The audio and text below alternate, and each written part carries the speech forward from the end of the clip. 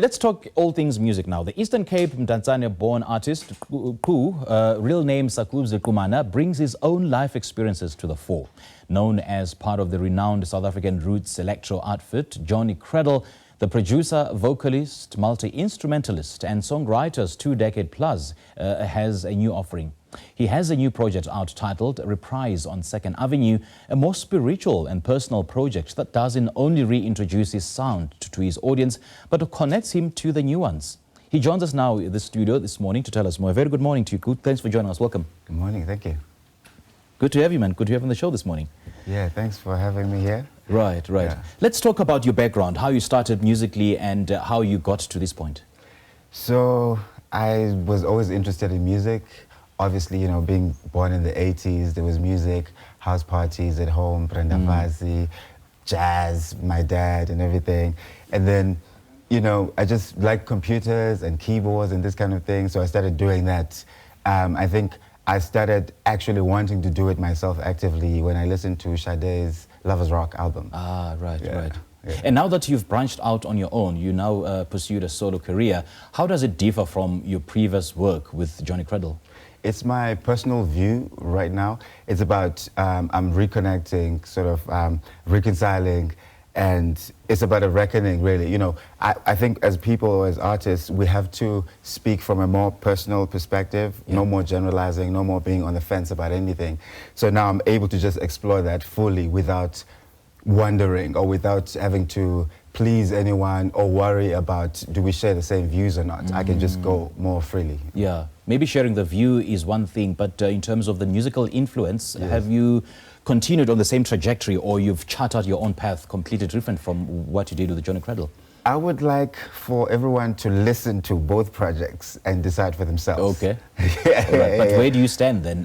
Is it the same genre or is it something totally different? It's sort of different. It's more mellower sound, more introspective sound. Yeah. I see. Any particular themes that you are conveying through this music? I mean, what kind of stories are you telling through this project?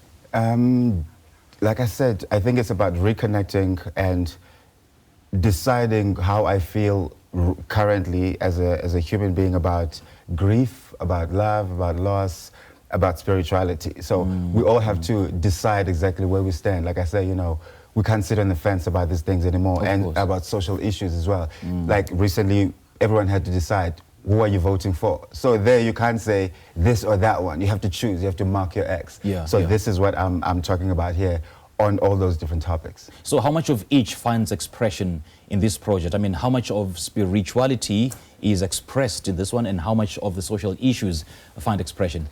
I think I've spread them out quite evenly.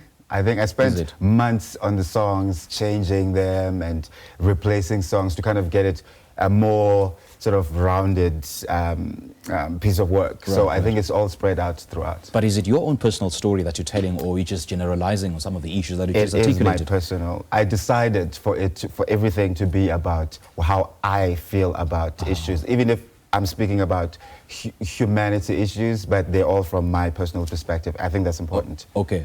And how has your background as a producer, a vocalist and an instrumentalist influenced your sound in Reprise on 2nd Avenue? It allows me to, like I say, to fully explore my perspective or my emotion. So I can just play something if I want on keys, or I can play on bass. I did get some help on some songs because I felt I do everything in the album. It gets boring for me. You know, I'm listening to myself, everything from start to finish, and like it'd be nice to hear different voices. You know. Right. So are you hinting at getting more artists, you know, that you're going to collaborate with? I have collaborated with 3. I've got Nans, I've got Amaral Flo, I've got Sole Tumatasa on keys. So. And live, I would like to see, you know, more people involved. Okay. Now that you've branched out on your own, would you say that this is what defines you? Or you're just sampling, you're just testing the grounds? I mean, you're just testing the waters to see where, you know, what works for you as a solo artist?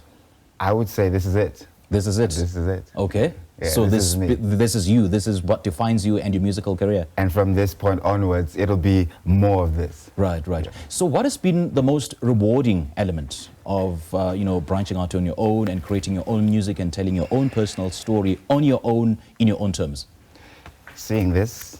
What do I show this? Where's the main camera? Yeah, there you go, there you go. Seeing this come to life, because you know you spend a lot of time, months on end, in the studio, and some of these things are in your head, and some of these are just thoughts, you know, and feelings emotionally. But to see them and to play them for the people, I've recently done some. That's an actual record. These are my 2Ks. They don't actually know what a record is. You know what I mean?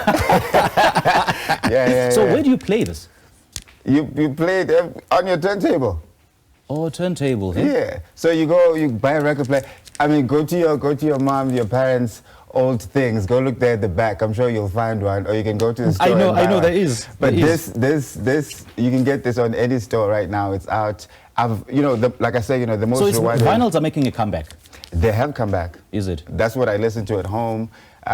From old music to new music. This is it. Right. That's why we're here.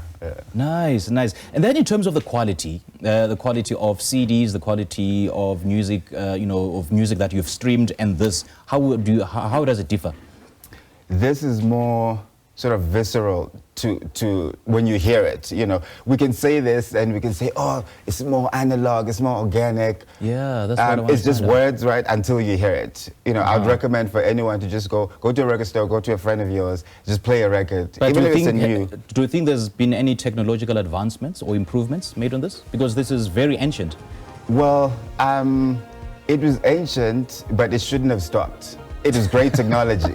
You know, it's just like a... I agree with you, it shouldn't have stopped. It's just like, it doesn't matter where you go, you're still going to be like, yeah, is amazing. You still want to have that. You can't be like, oh, no, I used to have that back home. It's tasty. What can you say? You know? So that's how I feel about this. It's that home feel. All the best, man. Thank you so much for joining us, eh? Thank you for having me. Great stuff. Well, that was producer, vocalist, multi-instrumentalist, and songwriter Q, real name Sakumzi Qumana, talking to us about his new offering titled Reprise on 2nd Avenue.